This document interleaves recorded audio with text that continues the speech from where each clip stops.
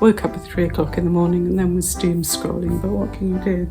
You know, very creative and very imaginative and very joyful. I bought this from when we went to Charleston. I think probably the grey. And I'll stop waving this around. God. Quincy.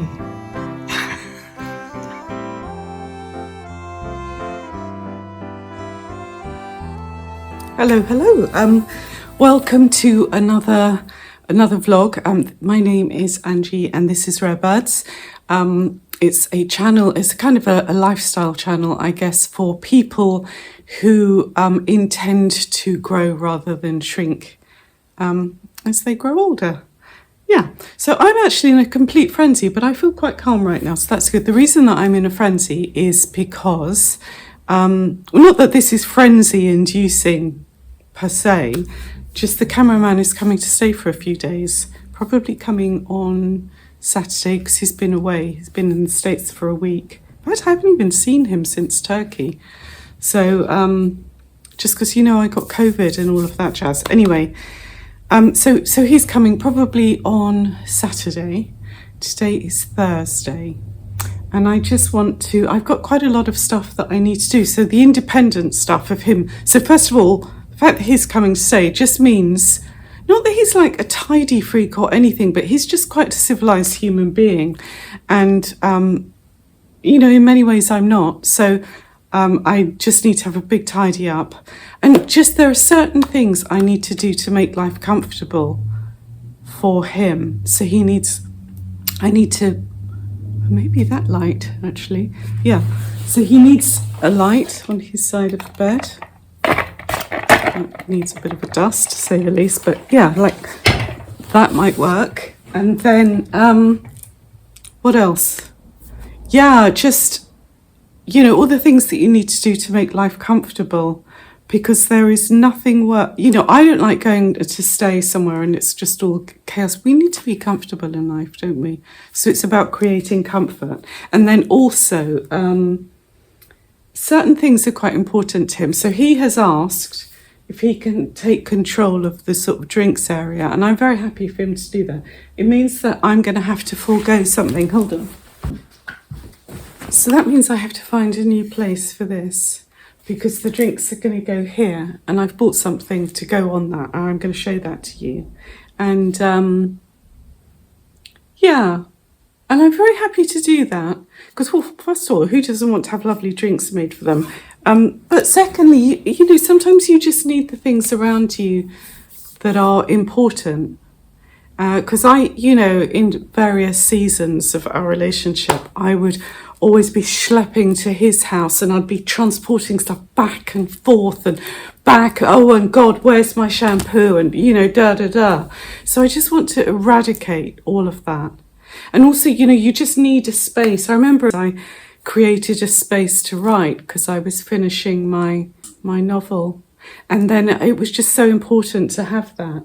So I just want him to just have a few things that just make him feel at home. So I need to tidy that up because it's a disgusting mess, even the cobwebs. I have bought something as well that I need to show you, but I probably won't do that today. I just found this oil painting in a vintage shop, and I looked at it as I walked in. I looked at it and it was on the far wall, and the far wall was like this beautiful deep teal blue. And then the oil paint, I'm looking at her now. She's not staying up there. I'm going to do a thing where I sort of show you all the different rooms she could go in. Oh my God. And I just thought, I'm not leaving without that.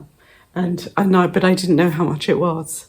Anyway, but the other thing that is quite exciting, sorry, I'm really jumping all over the place. I'm so sorry. I feel, you know, a bit insane, but just because I've got a lot to do, because also I'm working tomorrow evening. So basically now, and yesterday we did the big Christmas install at Rose and Lions, and it's literally like Liberty's Christmas rooms. I mean, it was like moving house almost, just the number of boxes. And there was obviously myself, Nikki and Jess.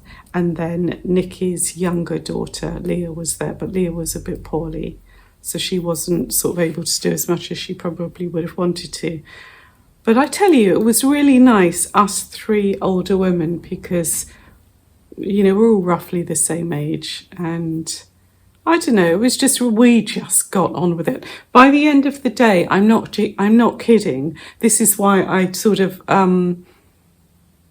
I haven't done as much as, I haven't achieved as much as I wanted to say, because when I left, I could barely walk, like my back, because you're constantly opening boxes and breaking up boxes and then emptying shelves and putting other things on and installing, or this guy was installing new shelves. We were working out what to put there, and it's, you know, it's a confined space and it is full. Like, you want to talk about maximalism.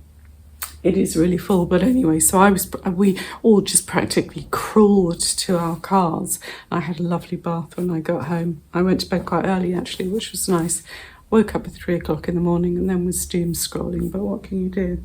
Anyway, so in this same vintage shop today, I found something. God, no, yeah, I was just thinking, can I show you this? Because the cameraman will see it. Oh, it doesn't matter anyway. It's not a Christmas present. So, I'm just so pleased. I don't know if you remember. Is this working? Yeah. I don't know if you remember, but I bought this. Can you see that? I think you can. I bought this from when we went to Charleston.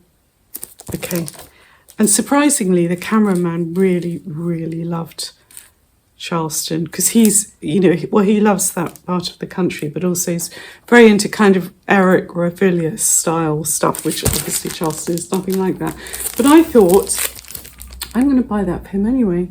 It's not that I don't care if he likes it, but I just knew that he would. So this is just a print of the dog that was painted by Duncan Grant for Vanessa Bell, and it's in the library, if you remember. If you've seen that video, you will have seen that. And then, but I thought, you know, this all repulses me, this here. And the frame has got to be an older frame. So, I was in the vintage shop. Look at that. Now, this is I think it's probably like a 1920s, 1930s. So the period of it is just perfect. I'm kind of, you know, it's got that weird goldness about it.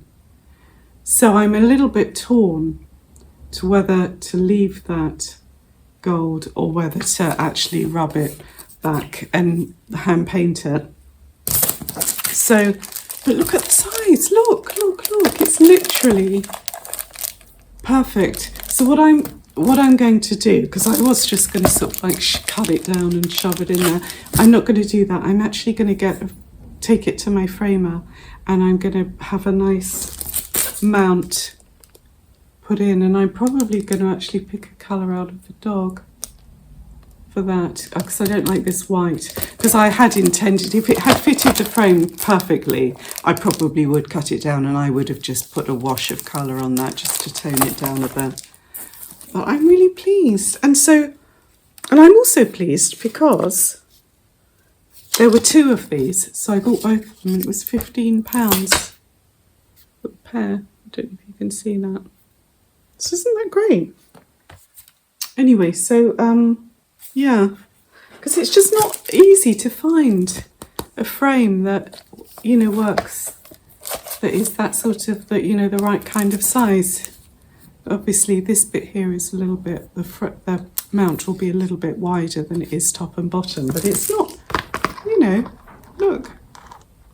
It's fab, isn't it? Anyway, oh, and the other great thing about this is even if I muck this one up and I decide I hate it, I've got a spare. And then for the spare, if I wanted to, I could get another print of this, because actually any one of my children would love that as a Christmas present. So I'm very pleased with that. Very, very pleased. But anyway, I will show you the other thing that I got in the vintage shop. And I'll stop waving this around. God! The other thing I've achieved today, so amongst all of the madness of all the things that I need to be doing, and so many things like change the bedding. You just want to make everything fresh and lovely. In amongst all of that, what I chose to do, and it took quite a lot of time, was I de-limescaled the shower head, which is just, it's just really, that's a really perverse thing to do, but it really is good now. So that's, you know, it's one of those really big shower heads. And the way that you do that, well, you might want to know, you know, I'm going to say you might want to know. So you get a bag, right? And you put white vinegar in the bag, you put it over the top of the shower head, you tie it up so it's secure. So it's like a little, you know, like when you used to buy fish from fun fairs. God, I bet that doesn't happen anymore. Anyway, fish from fun, you know, they're in just bag. So you've got the white vinegar in there. You don't have to fill it up with white vinegar. I put like half a bottle in.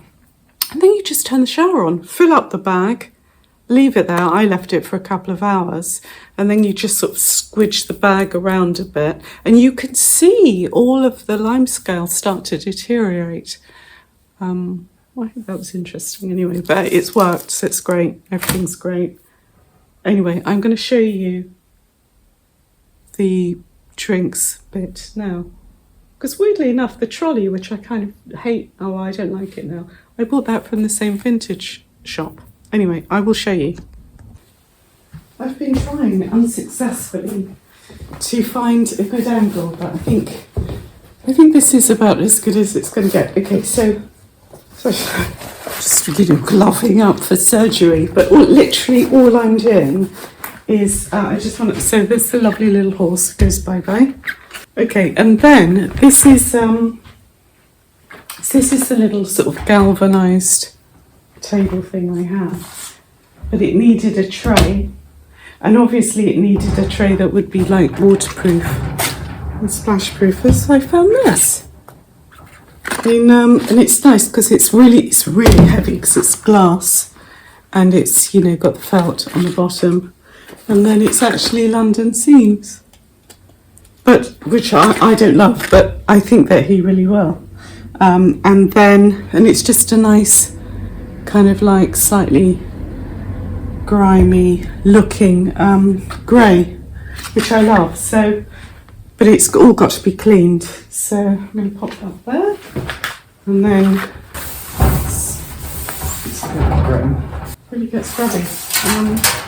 Anyway, I don't want to set myself up as a cleaning guru, because that would be, you know, have me into the Trade Descriptions Act.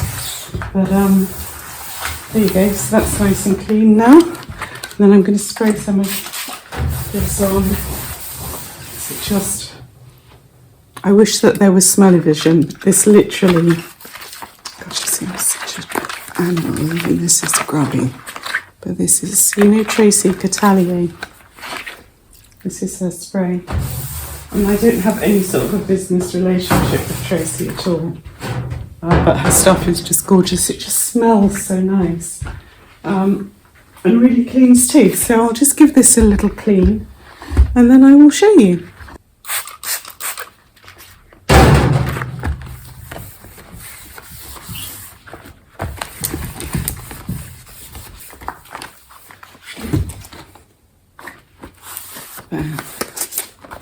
That is a lot better.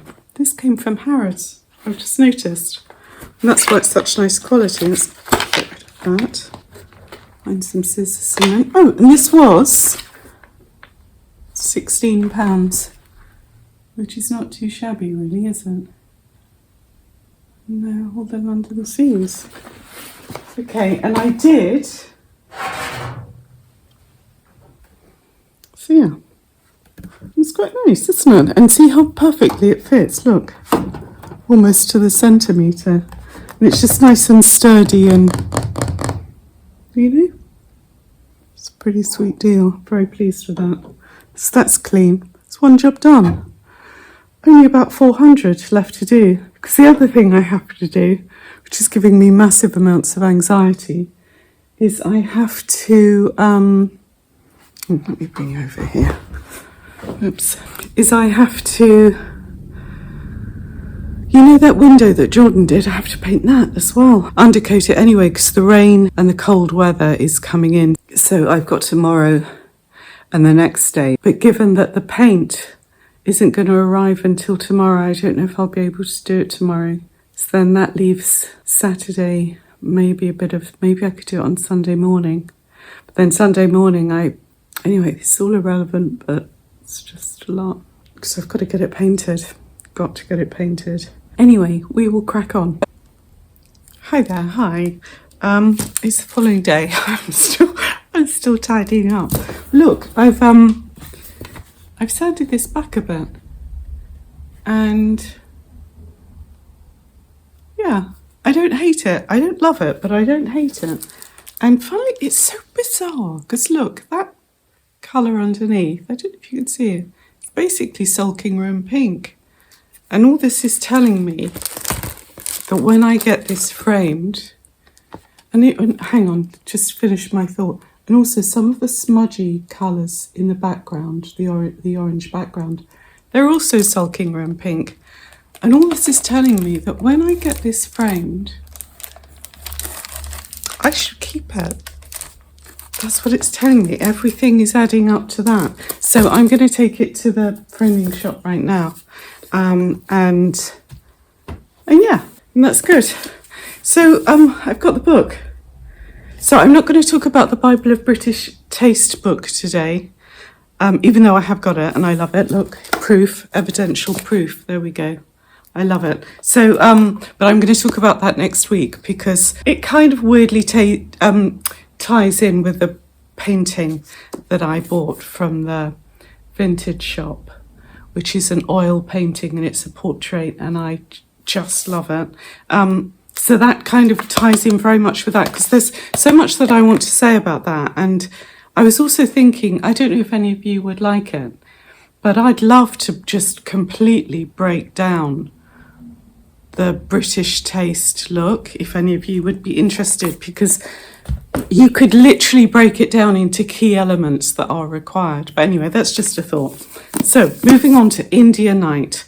So this is a book called Home, and it is by a woman called India Night. So for those of you who don't know her, India Night is a very, even before she started Substack, which we'll speak about in a minute, she was an extremely successful journalist and a pretty successful novelist. They were witty and amusing, and I think she did a kind of a revisit of the Nancy Mitford novel, The Pursuit of Love. I think that was her.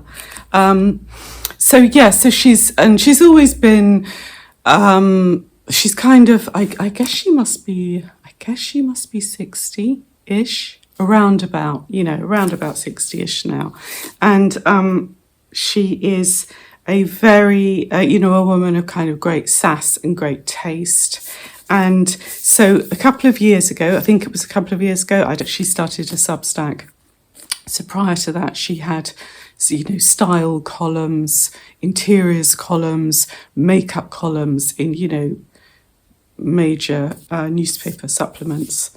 And so she started a Substack, and that Substack has just exploded globally. And I think I read a couple of months ago, I think maybe I even said to you that it was the number one global lifestyle Substack. So hence she has written the book, and quite right too. So the first thing we all notice about this book is if you're thinking it is a coffee table book, i.e. a book that you pop on the coffee table and just leaf through, it's not that at all. And that's not a criticism, because I think it's actually, I really like, it's basically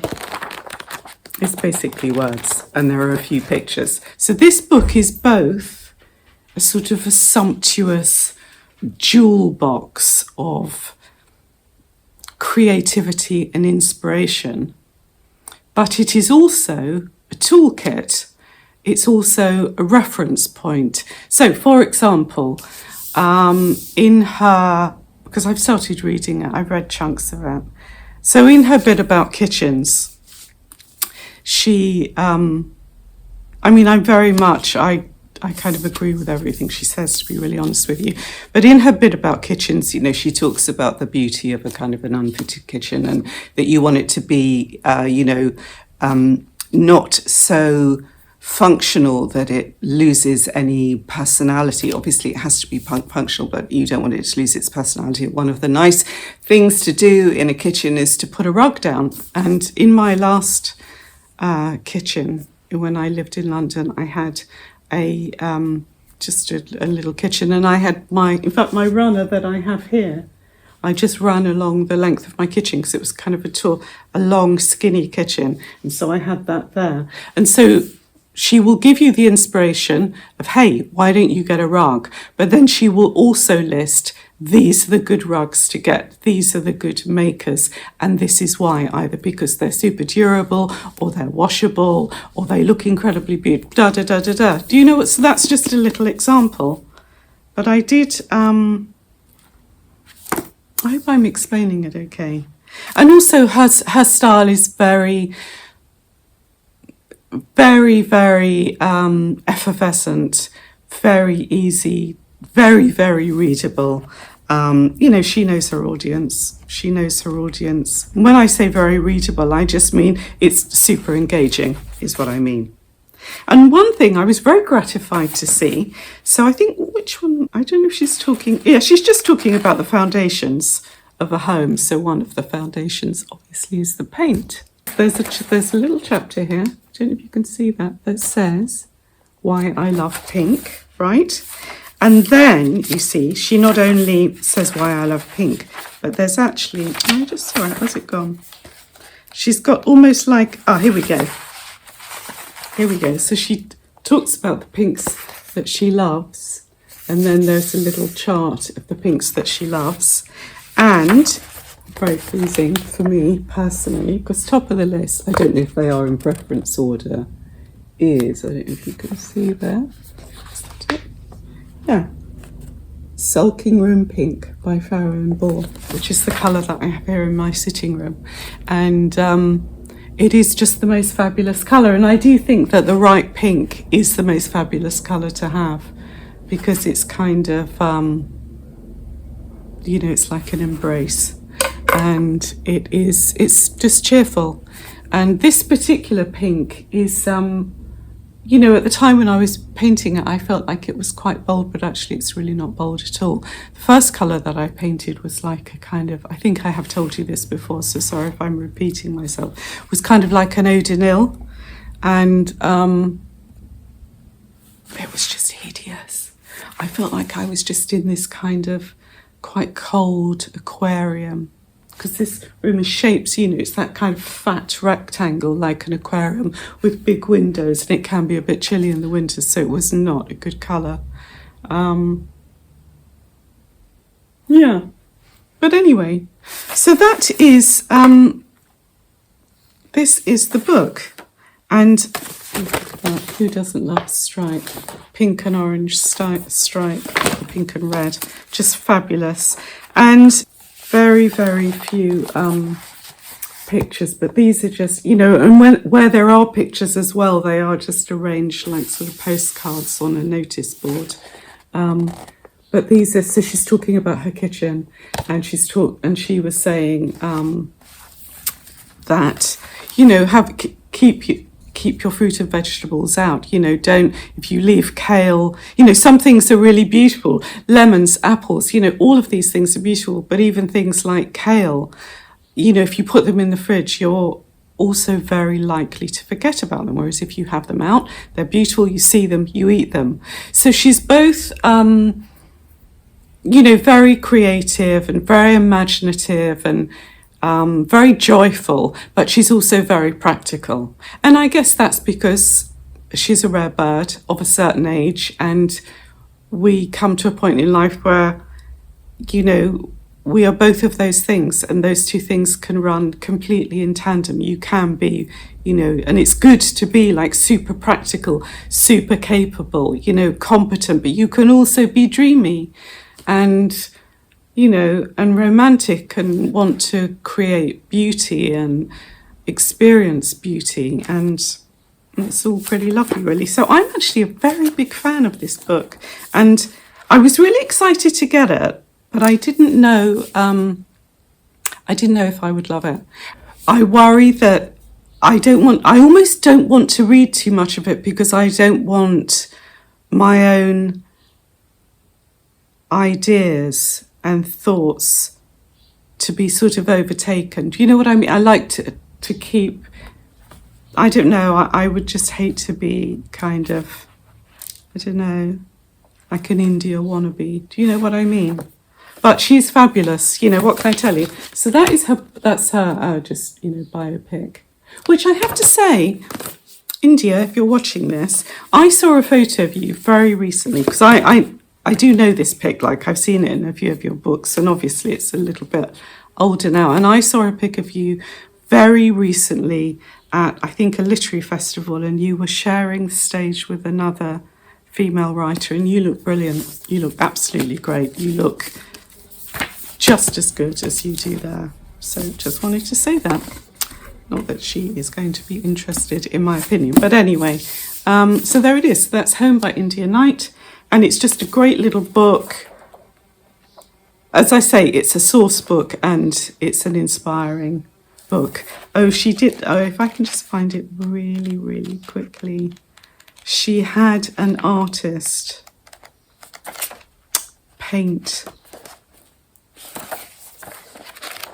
She had an artist paint her kitchen. It's so beautiful, and that's here. Oh, look. Hang on, what's this? Yes, this is dining table and coffee, actually. I have to say, it does feel a bit, it feels like, sorry, it's going to sound really big-headed, but I feel like it's a little like mine. Maybe she's like me and Sean Pritchard's love child. Yeah, so that's a very strange thing, because Sean Pritchard is married to a man. India Knight is probably maybe a year older than me, but anyway, Sean and I, we had a love child, and then this is the kind of environment that they create. So it's beautiful. And that's the dog. Always got to mention the dogs. Yeah, it's quite an expensive book, but I guess it is a work of reference as well, because I think that this, yeah, you see the actual retail price is £22. So, yeah, one of you arranged for me to have this book, so thank you. Great cover as well, look, great cover, great spine. You're really going to notice that, aren't you? Anyway, it was lovely. Now what I'm going to try and do now, try and go to the framing shop, but then I'll just try and show you the living room looking nice, just so that this this whole video isn't just me rabbiting on. Yeah, I need to show you, I want to show you that thing, but it will just be better for next week, and I don't want to rush it anyway. Yeah, and we're also going to start some Christmas prep imminently, and I just want to say, I'm not doing this, and I will say this again in that video, but I'm not doing Christmas prep because I believe in creating the perfect Christmas. And oh my God, let's put so much pressure on ourselves that we have a nervous breakdown. All the prep I do is to ensure that I don't have a meltdown, and I can enjoy Christmas too. So it's actually very, very pragmatic.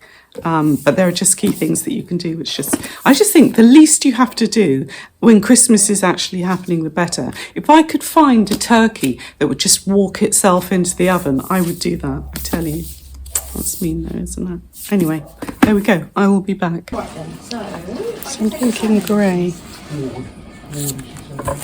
Because if need be, I can always change the colour of the frame. And as it is for the cameraman, I think probably the grey. So normal service is it's really nice. The alternative is to go, you know, very tonal, which is also lovely. But that might be too much. I think the grey. I think we do, maybe. Yeah, there's just yeah. ones there, I think. I think so. Yeah, because there's two that are very similar. Let's take her up to work day, isn't it? And look, she's got a little biscuit and then some water and a little teeny nose, 2 eyes. Oh, you gorgeous. Okay, let's say hello. Oh, the camera loves you, darling. Look. Okay, she's actually very happy. She's fine. It's a different environment and she's not sure. But she's got a little biscuity compensation there. Okay, we go home. We go home. Should we go home? Should we go home? We'll go walkies. We go walkies. Okay. Okay, I hear you. I hear you. Let's go, baby. Let's go, darling. Let's go. Let's go. Okay, there's a good girl. Quincy, show everyone what an autumn baby you are. Are you an autumn girl? There's the that's where I got the thing from.